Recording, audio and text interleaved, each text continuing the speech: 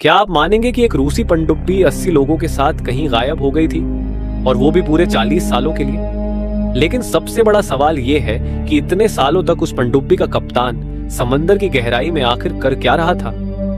और जब ये बात अमेरिका तक पहुंची तो वो इस पनडुब्बी को क्यों चुराना चाहता था। इसमें ऐसा क्या राज छुपा था जिसे दुनिया से छुपाना जरूरी था। साल था 1943। एडोल्फ हिटलर ने यूरोप का लगभग 70% हिस्सा अपने कब्जे में कर लिया था। यूरोप के बचे हुए देश अपने सैनिकों के लिए अमेरिका से दवाइयां और खाना मंगवा रहे थे। दुनिया आग में जल रही थी कि जर्मनी को यह बात पता चल चुकी थी। जर्मनी की यू बोट बेड़ा अटलांटिक महासागर में अमेरिका की सप्लाई लाइन काटने की तैयारी में था। हर हफ्ते नए कार्गो जहाज डूब रहे थे और समुद्र खून और लोहे का कब्रिस्तान बन चुका था। इसी दौरान एक खबर सोवियत संघ तक पहुंची। ब्रिटेन की रॉयल नेवी इंटेलिजेंस ने एक गुप्त रिपोर्ट भेजी। रिपोर्ट में लिखा था, जर्मन नौसेना बहुत बड़ा हमला करने वाली है। निशाना होगा न्यूयॉर्क पोर्ट। अगर यह हमला सफल हुआ तो अमेरिका की सप्लाई लाइन टूट जाएगी और यूरोप हिटलर के सामने घुटने टेक देगा। यह खबर मॉस्को के लिए मौत की जैसे चेतावनी थी। अगर अमेरिका हार गया तो अगला निशाना निश्चित रूप से सोवियत संघ ही बनता। प्रोजेक्ट 811 नौसैनिक मिशन को मंजूरी दी। मिशन का नाम रखा गया प्रोजेक्ट 811। इसके लिए भेजा गया एक अकुला क्लास की पनडुब्बी जिसका नाम था S-128 क्रेस्टा। इसके कप्तान थे दिमित्री वोल्कोव, एक ऐसा व्यक्ति जिसे सोवियत नौसेना में सबसे क्रूर और सबसे वफादार अधिकारी माना जाता था। वह पहले भी आर्कटिक मिशन पूरे कर चुका था और दुश्मन के समुद्र में घुसकर ऑपरेशन कर चुका था। लेकिन S-128 केवल एक साधारण पनडुब्बी नहीं थी। इसके भीतर लगा था एक ग्रैंड स्लैम बम जिसका नाम सुनते ही जर्मन सैनिकों के पसीने छूट जाते थे। आधिकारिक फाइलों में इसका कोड नेम था रेड सन। इस बम के बारे में केवल कप्तान वोल्कोव और मॉस्को के कुछ शीर्ष अधिकारी ही जानते थे। बाकी दल के लिए यह सिर्फ एक हमला करने वाली पनडुब्बी थी। मिशन बेहद कठिन था। अटलांटिक में गश्त करना, जर्मन यू बोट की योजनाओं को नाकाम करना और यदि जरूरत पड़ी तो रेड सन का इस्तेमाल करना। सफर की शुरुआत हुई एक अंधेरी रात को। S-128 क्रेस्टा मुरमांस्क नौसैनिक अड्डे से रवाना हुई। पनडुब्बी में 80 सोवियत सिपाही नियम के अनुशासन में बैठे थे। इंजन की धीमी गुनगुनाहट और समुद्र की खामोशी ही उनका साथ दे रही थी। कप्तान वोल्कोव ने विदा लेते समय अपने अधिकारियों से कहा, यह मिशन हमारे लिए नहीं, पूरी दुनिया के लिए है। लेकिन याद रखना, अगर हम मरे भी तो हमारा नाम कभी इतिहास में दर्ज नहीं होगा। दल के चेहरों पर एक अजीब सा डर था, लेकिन हर सैनिक के भीतर देशभक्ति और जोश झलक रहा था। समुद्र का सफर पहले 2 दिन सब कुछ ठीक रहा। पनडुब्बी अटलांटिक के ठंडे अंधेरे पानी में शांति से चल रही थी। टीम अपने रोज के कामों में व्यस्त था।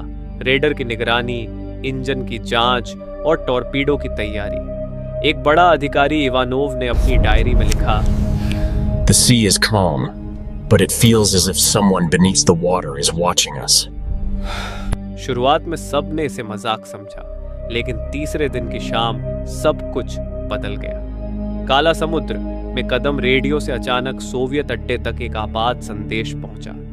कंपास काम नहीं कर रहा, हम किसी अजीब जगह घुसते जा रहे हैं। समुद्र का रंग काला पड़ता जा रहा है। रडार अनजान संकेत दिखा रहा है। कप्तान वोल्कोव ने तुरंत कंट्रोल रूम में अलार्म बजवाया। सोनार ऑपरेटर चिल्लाया, सर, कोई भी सिग्नल वापस नहीं आ रहा, जैसे हम किसी खाली जीरो में घुस गए हों। पेरिस्कोप से देखा गया, सचमुच समुद्र काला पड़ चुका था। न कोई लहर, न कोई रोशनी। पानी एकदम मर चुका था और भयानक लग रहा था। टीम के अंदर डर का माहौल फैल गया। वोल्कोव ने आदेश दिया, रेडियो ऑपरेटर, मॉस्को को तुरंत अंतिम संदेश भेजो। और संदेश भेजा गया, अगर हमसे संपर्क टूट जाए तो समझ लेना हम कभी वापस नहीं आएंगे। यह उनका अंतिम संदेश था। उसके बाद S-128 क्रेस्टा का रेडियो हमेशा के लिए मौन हो गया। सोवियत संघ की खोज। अगले दिन मॉस्को में हड़कंप मच गया। एक पूरी पनडुब्बी, एक अनुभवी कप्तान और 80 नाविक कहां गायब हो गए। 6 महीने तक सोवियत नौसेना ने अटलांटिक को छान मारा। दर्जनों विध्वंसक जहाज और टोही विमान भेजे गए, लेकिन कुछ हाथ नहीं लगा। कुछ अधिकारियों ने कहा, Maybe the Germans captured and destroyed it.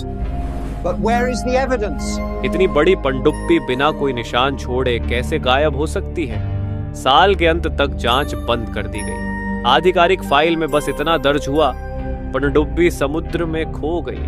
Project 800 यारन की फाइल को हमेशा के लिए बंद कर दिया गया। कप्तान वोल्कोव और उसके टीम के परिवारों को केवल एक पत्र मिला, आपके बेटे और पति मातृभूमि की सेवा करते हुए मारे गए। विस्तृत जानकारी गोपनीय है, लेकिन असली राज, रेड सन का रहस्य और काले समुद्र की गुत्थी हमेशा के लिए गुप्त फाइलों में दबा दी गई। आज भी मॉस्को के एक पुराने संग्रहालय में एक छोटी तस्वीर लगी है, S-98 क्रेस्टा और उसके 80 जवानों की। नीचे सिर्फ इतना लिखा है, गॉन बट नॉट फॉरगेटन। साल था 2003। यूएसए अब सबसे बड़ी अर्थव्यवस्था बन चुका था। सोवियत यूनियन अब रूस बन चुका था। दिन था 26 अगस्त। अटलांटिक ओशन में अमेरिका की यूएसएस हैमिल्टन, एक आधुनिक डिस्ट्रॉयर, अपनी पैट्रोलिंग पर थी। अंधेरे की शांत थी।